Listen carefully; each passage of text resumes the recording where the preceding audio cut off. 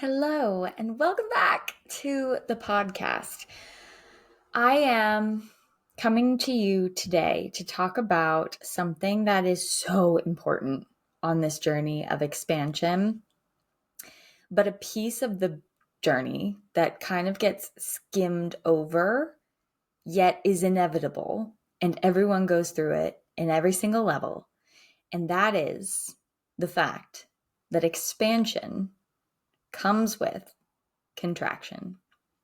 So today I want to go into not just the expansion piece, but my thoughts around the contraction piece.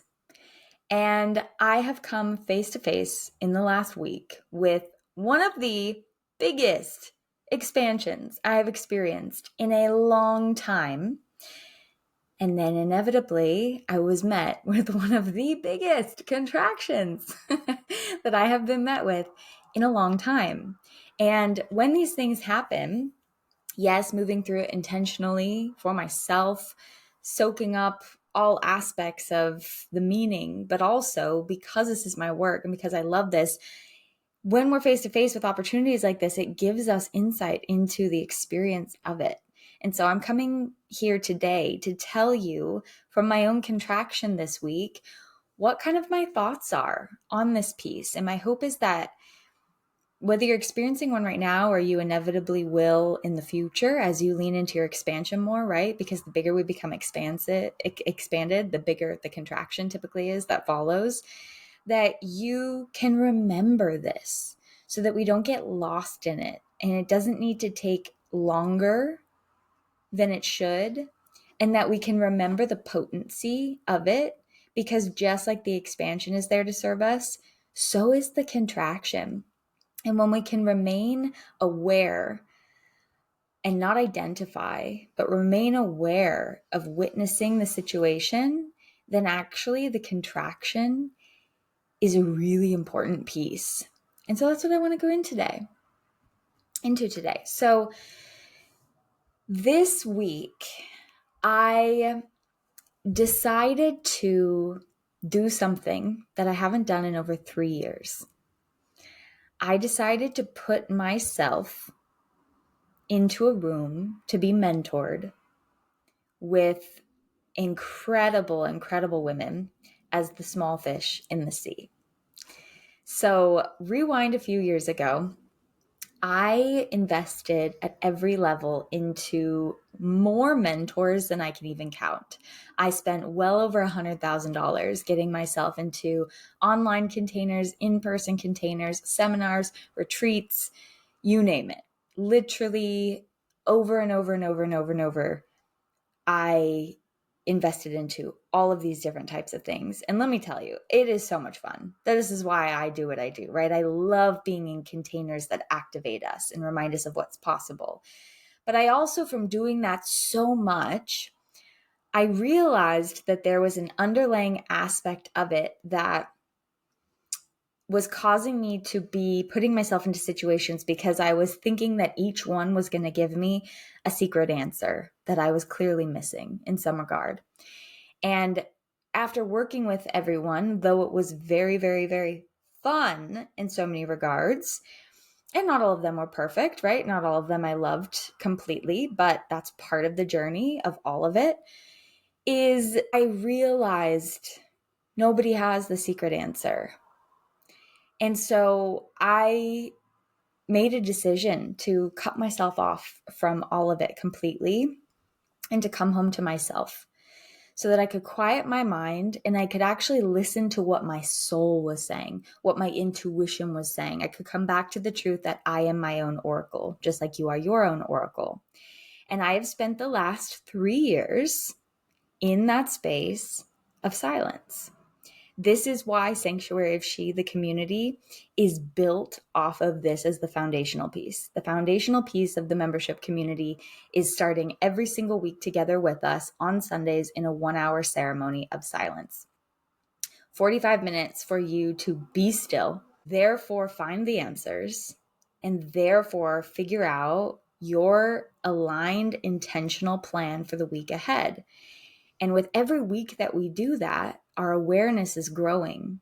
Therefore, we're able to expand because we can actually witness ourselves and make different decisions, have a different energetic output, which then inevitably attracts different experiences into our lives. And then, of course, we have the 15 minutes at the end to kind of come together as a group, as a community, and set these intentions into motion, right?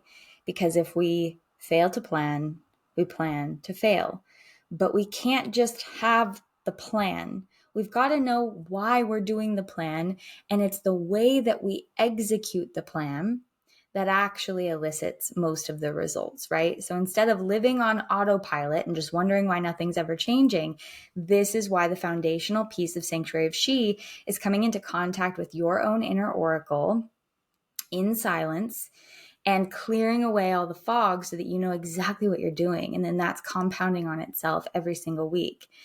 So that being said, I've come to a point now 3 years later where that skill of mine is so intact. I source all of my own answers. I source all of my aligned methods. My way of doing things isn't being taught to me, and it's not something I'm trying to copy and paste from an external source. It is my aligned, authentic, unique lane that I've created that I think we can only create by self-sourcing our power and our knowings from that deep, deep, deep place in co-creation with our higher self, with the universe, with everything. So that being said, there's an element of this brand that I'm creating where I have come to this point where I realize this space is ready for the world. And now it is my job to learn from people who have shifted their brands into a bigger ecosystem with the understanding about all the pieces of what it means to grow a space that is maintaining the integrity of the entire vision. Okay. So I made a massive decision to invest in mentorship for the first time in 3 years. And I've put myself in this room over this last week in a week-long mastermind with women who are doing incredible things with incredible movements around the world. And through the process of that, I experienced an expansion so big, that it was inevitable that a contraction equally as big came on the backside of it. And that's what I want to talk about today, because we live in a universe of polarity. And as much as we experience something that feels really good, chances are that we're also going to be getting the opposite end of the spectrum. This is why people stay in a comfort zone, right? Comfort zone means I'm avoiding feeling the bigger, dense things. But in order to do that, I can't let myself experience the bigger, beautiful things, right? So we stay in this place where we stay orbiting around the neutral middle of the spectrum spot. But if we want to go outside of that, we're going to elicit the opposite end of the spectrum as well. So this was a moment for me, right? And the beautiful thing is that this week, really, the majority of the expansion came from choosing me. Choosing a new level, choosing a new way of showing up, choosing a new altitude of leadership, choosing a new experience to be living my lens through, choosing a new outcome in the quantum field. And through a choice like that, what we put out, we attract. It is instantaneous when we shift our energy that it changes what's coming in. Instantaneous. This is why everything is always at our fingertips. And so making this decision and then showing up full force, even as a small fish in this pond, and allowing myself to not be a fly on the wall, and then bringing that into different things that I was doing this week on the island. I went to a big women's circle and just allowing myself to fully embody a new level, to fully experience in my body a new level of energy flowing through. Okay. Beautiful, right? And a lot. Beautiful and a lot. In what ways have you been doing this for yourself? right? In our tier 4, quarter 4 mastermind in the Sanctuary of She community right now, we've got women who are leaning into expansion in wild, wild, wild ways. So see if any of these things might relate to you if you aren't quite relating to me. We've got one woman who is completely shifting paradigms. She's been allowing herself to expand so big that all of the things that are not coming with her have slowly and quickly, one by one, begun to come into a completely different place. So she is moving to a different place, physically, a different home, a different energetic code. She's shifting careers. She's getting a new car. She's upgrading her relationship with her health. She's been losing weight, like an entire new paradigm, right? So there's expansion that comes in that, and then the contraction on the other side. Okay.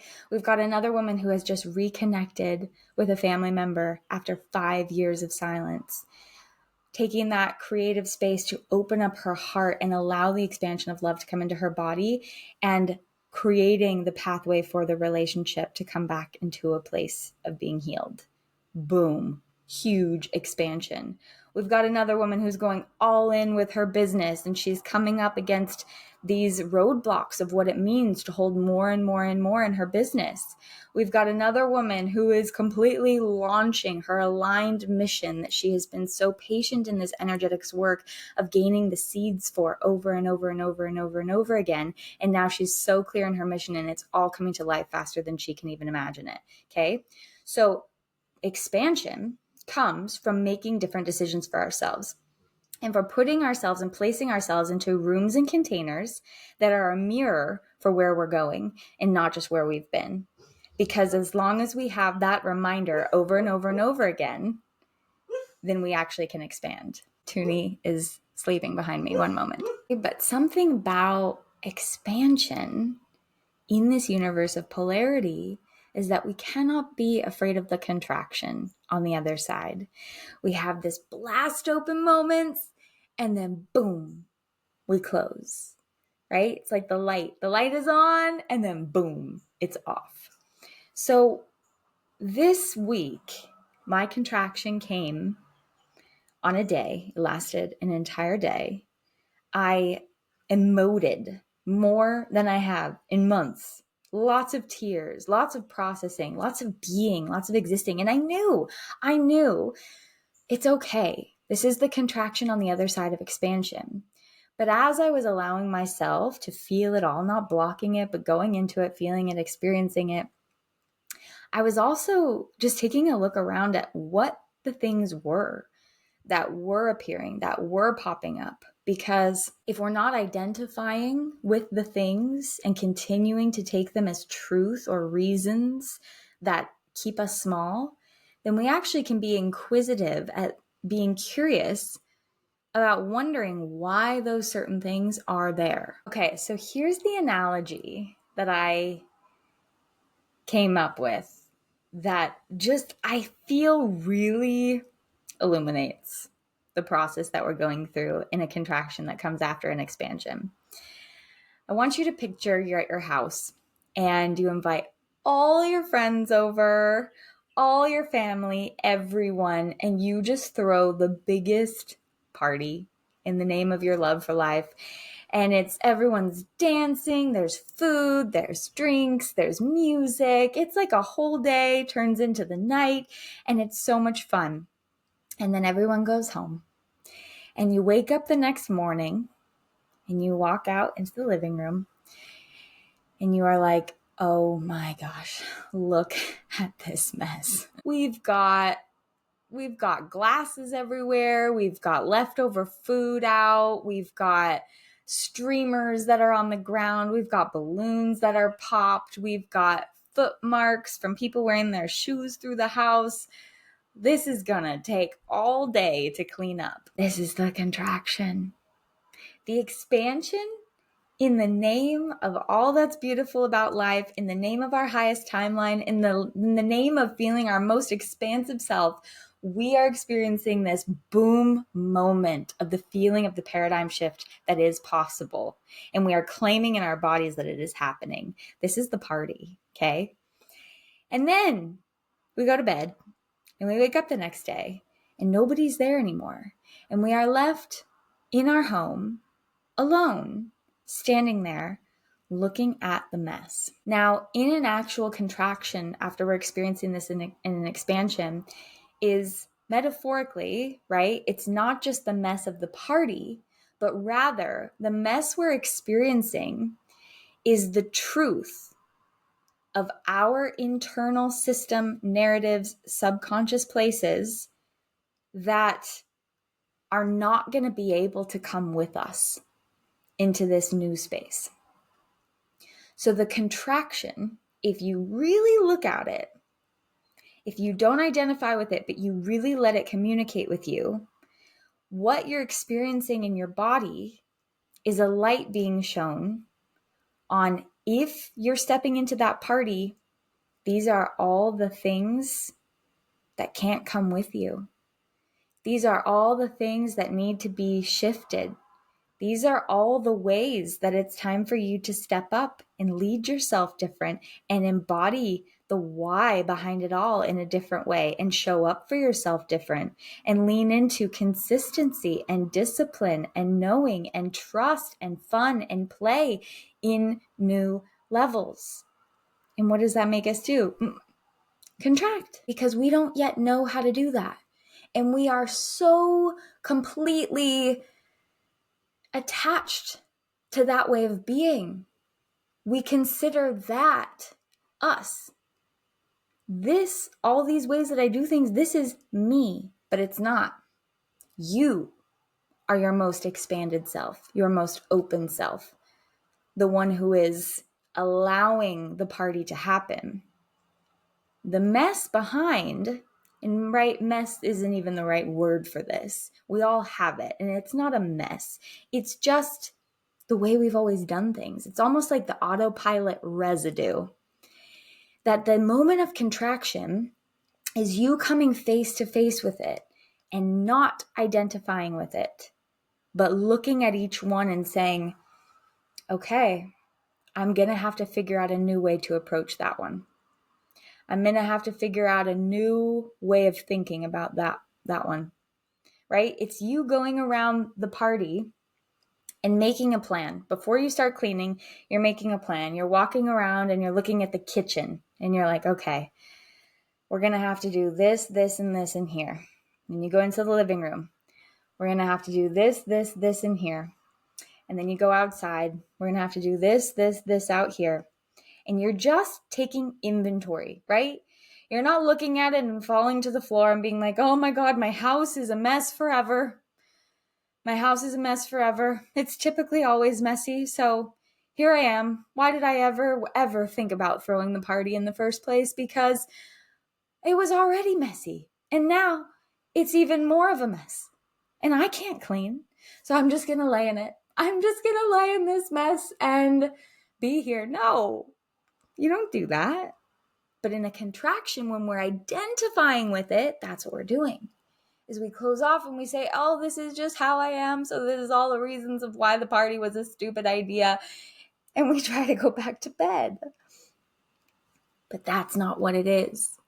The contraction is an opportunity for you to take inventory so that you can look at the pieces and craft yourself the perfect, most efficient, not easy, but aligned approach of how you're going to do this. Because in order to reach your clean house and live in the party, you have to do this. It's required that you do this. So the contraction is the taking inventory. And then the days, the weeks, and the months that come after that actually allow time to collapse and the two realms to come together so that you enter into the new paradigm is a day-by-day dedication of awareness and intentionality, cleaning up the mess. But not just cleaning up the mess because you're tired and you got to get the house clean. Cleaning up the mess as the embodiment of the version that you tapped into at the party. Do you see the difference? Energetics isn't just about what we're doing. It's about the way we're doing things. It's about saying, even though there's a mess and my past self really knew how to live in the mess, I've tapped into something greater. And I'm not going to let that slip away from me. And I'm not going to let this contraction of the mess tell me why I can't go into it. Instead, what I'm going to do is I'm going to stay so deeply rooted and connected to that version of me that I tapped into the expansion. And I am going to pick up this mess in the name of knowing with every room I clean, I am that much closer to fully embodying her. And then allowing my life to shift in the most beautiful, magnificent ways through the process of that, okay? So at the end of the day, it all comes down to this. The expansion is your opportunity, and it typically doesn't just happen to you. Sometimes it does. Synchronicities are huge. So if you have been putting out the feelers for opportunities to open more, sometimes it is met with us and it activates us out of moments that are so beautifully magic and magnificent, resulting in a miracle that we could have never planned, right? But a lot of the time, and this is where we're so powerful, is that we do have ownership and sovereignty in choosing our expansion when we're ready for it.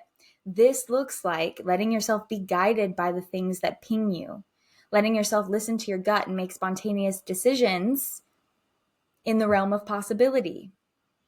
Knowing when you feel a connection to something, a specific mentor, a specific container, a specific podcast, a specific person, that you're going to show up and put yourself into a room to explore why that is. Or you're going to trust the knowing of a piece of clarity that's come through and then put yourself in a situation to learn how to execute it. Okay? So the expansion is tapping into where you're going. It is a message coming in from your higher self, from your intuition. It is there for you. You're not just manifesting, you're being manifested. We are in a co-created web, everything on this planet and outside of it. And you are part of that, not separate from it. But when you can tap in and work with it consciously, you can be more powerful than you could ever imagine. And when you are tapped into that, it's not just good for you, it's good for the world. Okay? So when you tap into that expansion, you're tapping into where you are going, what is possible, and it fuels your whole body.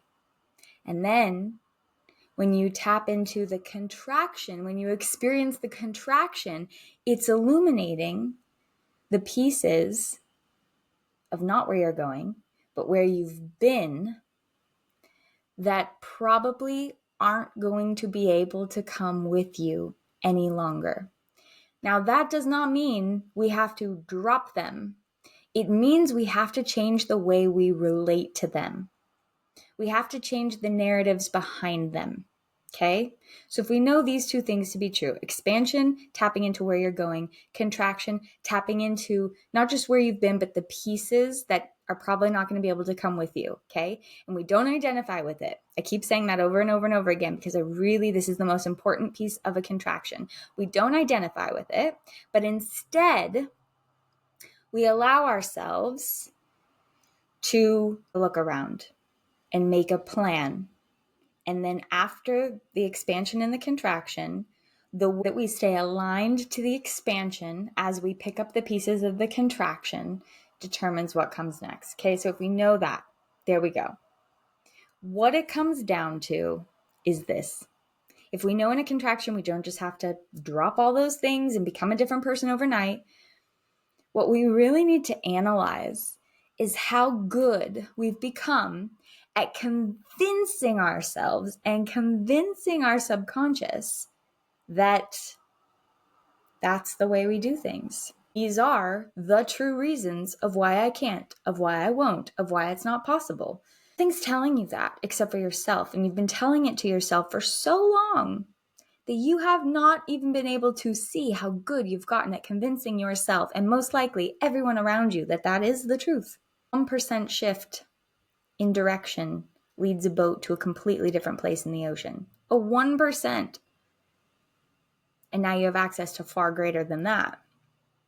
So if you're gonna convince yourself of all the reasons why you can't, and now you're dealing with the residue of the mess and the contraction of that, you've got to be willing to begin convincing yourself just as much, if not more, of why you can.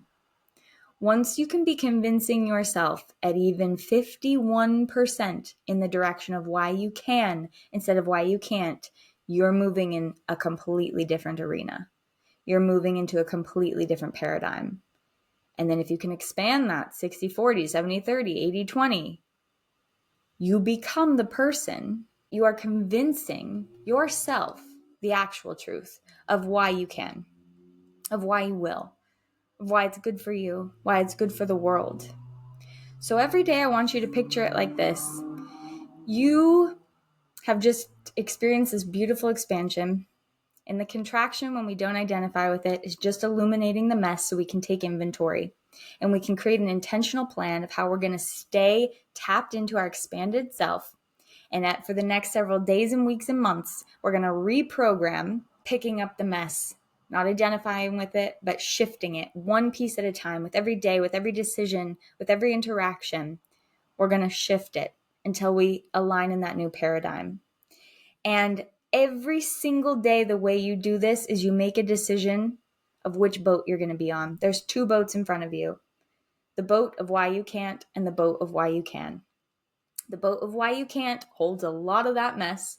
And the boat of why you can, it's a new boat. We don't know this boat very well. We don't know if the sofa's comfy. We don't know if our favorite snack is in the cupboard when we're feeling down. We don't know. But slowly you're going to start to realize, ooh, that boat has a swimming pool. That boat has a movie theater. That boat has a private chef. That boat has jet skis. That boat, whoa. And at first you're going to be oscillating, and it's going to be a day-to-day, minute-to-minute decision of which boat you're on. But this is how you pick up the mess of the contraction while being in the embodiment of where you're going. You choose, I am on the boat that convinces myself every day of why I can and why I will and why it's good for me and good for the world. Because it is. Because it's not your ego calling you forth into this. You are being manifested into it just as much as you desire it to be true. When we come into silence, we can find our aligned way of doing that. See this full circle moment? We place ourselves in a situation to remember who the F we are. And then we have the contraction that reveals the mess. And then every day we choose which boat we're on until finally we live on the boat of why we can, and we step into the paradigm and the realm and the reality where it's all happening. You've got this. You've so got this. Don't be afraid of the contraction. Don't identify with the contraction, and don't avoid the expansion for fear of the contraction. Don't let it suck you in like it normally does. Take inventory, and then every day pick a boat. You can't stand on two boats at the same time. You're going to fall into the ocean. You've got to pick a boat. Stop choosing the boat you know, continuing to convince yourself of why you can't. If you're going to stand for that, stand for the other just as hard until you can a little more and a little more and a little more and a little more every day until you're finally living on the new boat. The mess is picked up. You are so embodied in that new paradigm, and therefore your life has completely changed and everything you've ever wanted has fallen into place. And guess what? It's been good for you and good for the world. Take this with you. Keep it in your back pocket.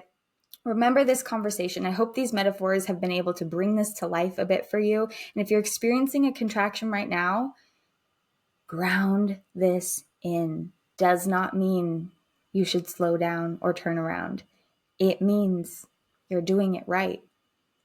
We just can't go into the next thing without walking through the fire, without jumping into the cold water 2 feet first, without carving out the tunnel. You've got to go through the things to release and alchemize the things. And it doesn't mean just getting rid of everything. It means shifting with awareness, the way that we talk to ourselves about it, the way that we talk to the world about it, the way that we interpret it, what we make it mean, and therefore the actions that we take because of that. All happening for you and with you. You've got this. I'll see you next week.